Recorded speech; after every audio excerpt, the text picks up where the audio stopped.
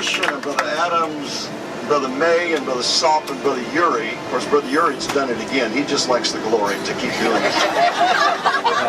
But these guys jumped into the deep. The same deep where Jesus said, let down your nets into the deep. The same deep where Peter was sinking. They went into the deep. The same deep where a herd of demon-possessed swine went into the deep. Oh, wait a minute. They went into the deep, deep. So the theater, it's for like art shows. This is for sports and gladiators, maybe. Similar to the Colosseum.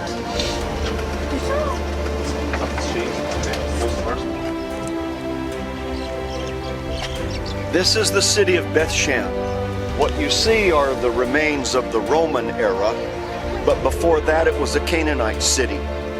It was one of the Decapolis during Jesus' day, one of the 10 cities, and in the distance is the Tel, or the man-made hill, that is layers and layers and layers built up, but on the top of that was the temple of Ashtaroth. It was near here on Mount Gilboa that Saul and his sons were killed by the Philistines, and the Philistines brought their bodies here,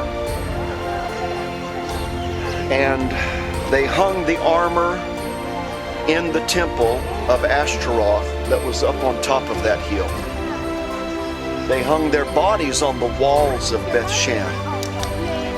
The men of Jabesh Gilead, whom Saul had rescued several years earlier in the beginning of his reign, came through the night and took their bodies off of the walls of Bethshan and back to Jabesh Gilead on the other side of the Jordan and gave them a proper burial.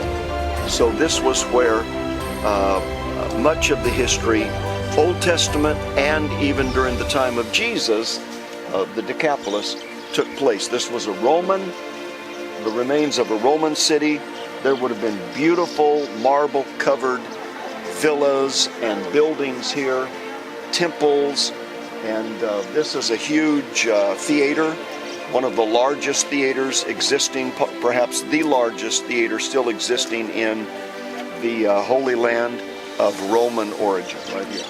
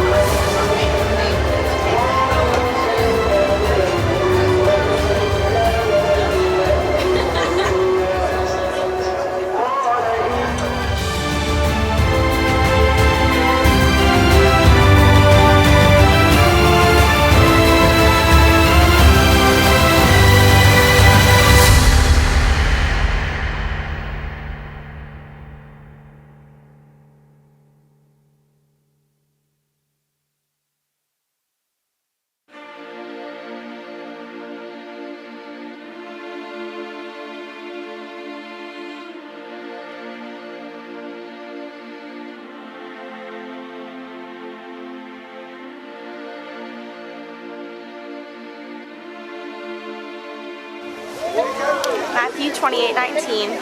Go ye therefore and teach all nations, baptizing them in the name of the Father and of the Son and of the Holy Ghost.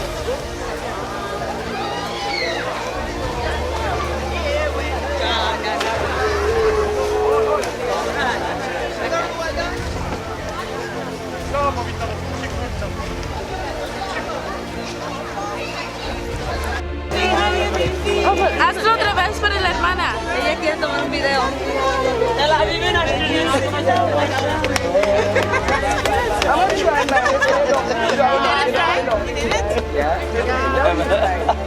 But your still is going and I don't know if I got you. it's going. Anyways, it's good.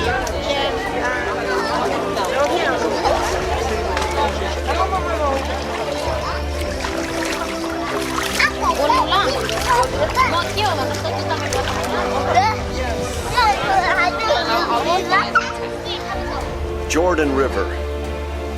Small, muddy. Right there's Jordan. We're standing in Israel. This is where the traditional place of Jesus' baptism was. It was near here because we're close to Jericho. And also, this is close to the place where the children of Israel crossed over into the promised land when Joshua led them. So you can imagine a beautiful, crystal clear, snow-fed mountain stream. And Syria, and then the captain of Syria, Naaman, coming down here and being told he's got to dip himself 7 times in this. He was insulted. He said, "Are you kidding? Are not Abana and Pharpar much better than this?" And his pride would have taken him home, except that a servant said, "It won't hurt you to try. Give it a try." So he did. 7 times, and his leprosy was healed. This is a very historic river, but it's not holy water.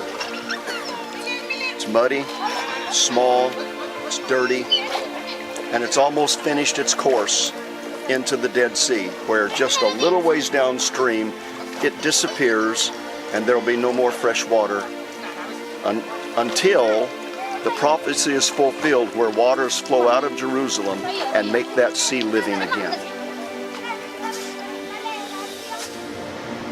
We're at the border of Israel and Jordan. Behind me are some Israeli military facilities and a fence with yellow signs on it.